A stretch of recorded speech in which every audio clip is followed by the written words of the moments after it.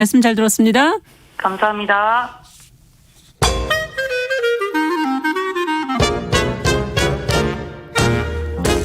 모두가 행복한 미래 정용실의 뉴스 브런치.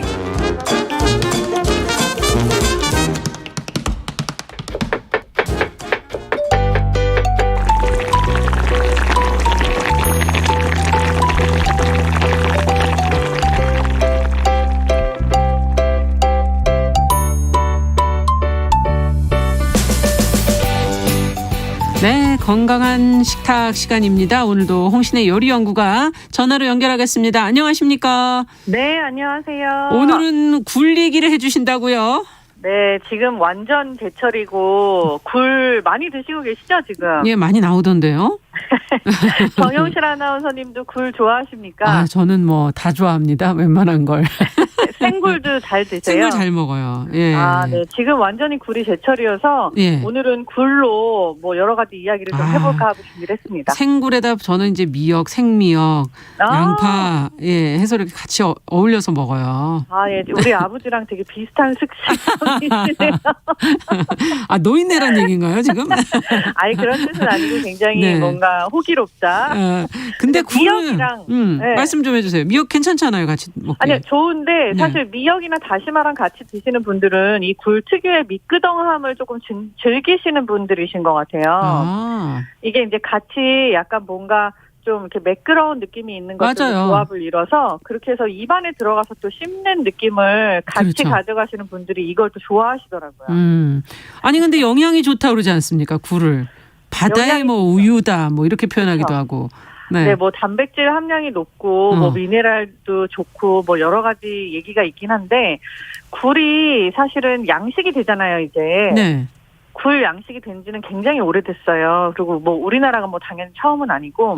근데 이게 양식이 되기 시작하면서 조금 더 흔해지긴 했지만 옛날에 이제 이게 뭐 바다의 우유다 이렇게 얘기를 했던 게 일반적으로 영양적인 면에서 우수할 뿐만이 아니라 예. 이 딱 제철일 때 지금 철일 때는 사실 먹을 게 거의 없는 철들이었었잖아요. 아, 이때 단백질의 아주 주요한 그거군요. 부분이었었던 네. 거죠. 네. 그렇기 때문에 이런 영양적인 이야기들도 계속 쏟아져 나오고 있었던 거죠. 맞아요. 양식 전에는 참 좀 비쌌던 것 같은데 그 후에 가격이 많이 조금 비쌌죠. 많이 내려왔죠.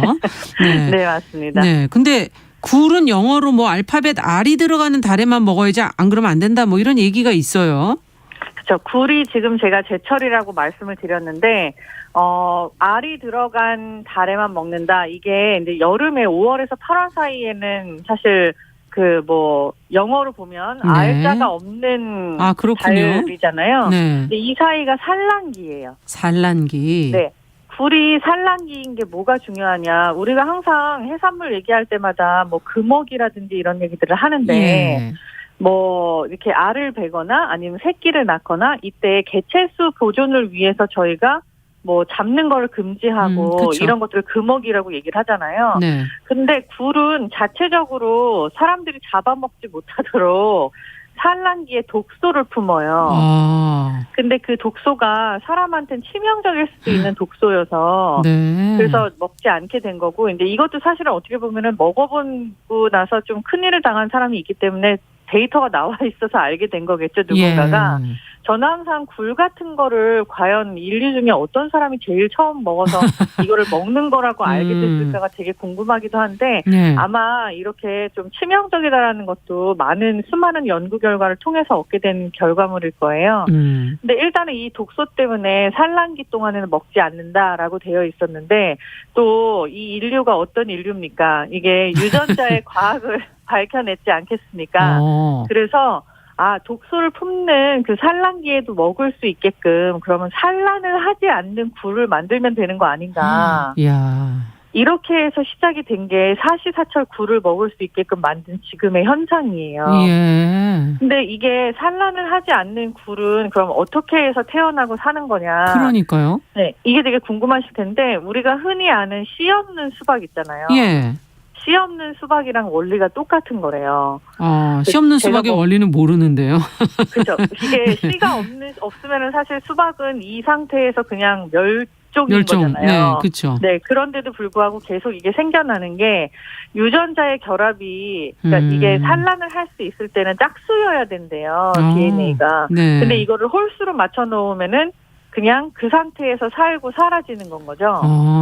근데 이거를 계속해서 재배를 할 수 있는 기술이 태어난 게 된 거라고 하네요. 그래서 저도 사실 이거는 글로 배운 거기 때문에 정확하게 알지 못하지만 네. 이 굴의 이름을 그래서 삼배체 굴이라고 해요. 다시 한번요? 삼배체 굴. 이게 이제 2배체, 4배체일 때는 유전자 결합이 가능해서 산란을 통해서 번식이 돼야 되지만 그렇지만 3배체 이렇게 홀수의 DNA일 때는 번식을 그러니까 산란을 하지 않는 굴 형태이기 때문에 독소를 품지 않는다고 해요. 그렇군요. 그래서 우리가 보통 3배체 굴이라고 하면 엄청나게 커요, 사이즈가. 네. 뭐 여름에도 먹고 지금도 물론 나오지만 맞아요. 사이즈가 커요. 엄청나게 이 큰 굴들은 네. 사실 산란을 하지 않는 상태에서 3년 이상 키운 것들이에요. 그렇군요. 그렇기 때문에 네, 그냥 몸집을 불린 것들인 거죠. 네, 부담스럽긴 해요. 좀 너무 커서.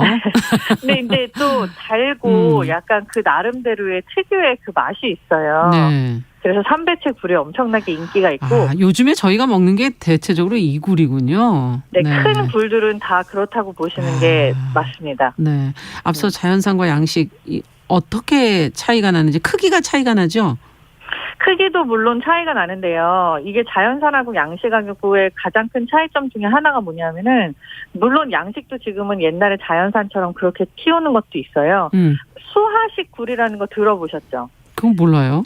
이게 수하식이랑 투석식이라는 그런 굴 만드는 방식이 있어요. 그러니까 물 안에 잠궈서 그냥 크는 거예요. 굴 껍데기에다가 알을 심어요. 그렇게 한 다음에 그거를 물 안에 담궈놓고 계속 키우는 게 이제 물 안에 있다 해서 수하식인 건데 계속해서 물 안에서 먹이 활동을 하고 하기 때문에 원할 때 꺼내서 그냥 까가지고 팔면 돼요. 그렇기 때문에 크기를 조절을 할 수가 있죠. 투석식은 뭐냐 하면은 그 돌을 던지는 거예요, 진짜 말대로. 네. 그래서 원래 굴이 이름이 그러니까 석화라고 하는 그렇죠. 거잖아요. 그러니까 이게 바위에 피는 꽃이다. 근데 그걸 먹을 수 있는 꽃이다라고 해서 이름을 석화라고 하는데 그 바위를 물 안에 던져 넣어가지고 그래서 거기에 굴이 자생할 수 있는 환경을 만들어주는 게 또 투석식인데 이거는 재미있는 게 물 안에 계속 잠겨 있는 것도 있지만 또 물에 위로 올라와 있다가 또 햇빛을 받다가 다시 물에 잠겼다가 하는 경우들도 있어요. 서해안에서 키우는 게.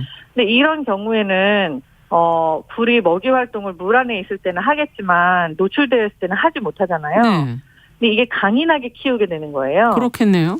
네, 그래서 이게 자연산 굴, 옛날 형태의 자연산 굴들이 바위에 노출돼 있는 것들이었잖아요. 저희가 이거를 채집해서 먹을 수 있어요. 그렇죠. 이거랑 거의 비슷한 형식이 이렇게 투석식으로 기른 굴들이라는 거예요. 그렇군요. 그래서 지금 자연산이라고 얘기하는 거랑 요즘에 양식하는 것들의 일부랑은 사실 맛을 크게 구별하기가 힘들 정도로 양식 기술이 많이 발달해 있습니다. 네, 석화 앞서 잠시 얘기해 주셨는데 그냥 그 앞서 껍데기에서 분리하지 않은 굴을 얘기하는 건 특별하게 이름이 나누어져 있는 그러니까 종이 따로 있는 건 아닌가요? 석화라는 거? 종이 따로 있진 않아요. 이게 굴이라고 하는 게 큰 카테고리로 보신다면 뭐 석화라고 할 수도 있고 뭐 알굴도 있고 저희 뭐 되게 뭐가 많이 있잖아요. 근데 이거는 어떻게 보면은 그냥 지금 편의상 나눠서 부르는 거예요. 석화라고 하면은 대부분 껍질이 까져 있고 윗면이 노출돼 있어서 우리가 바로 그냥 굴을 파먹을 수 있는 것들을 석화라고 해요.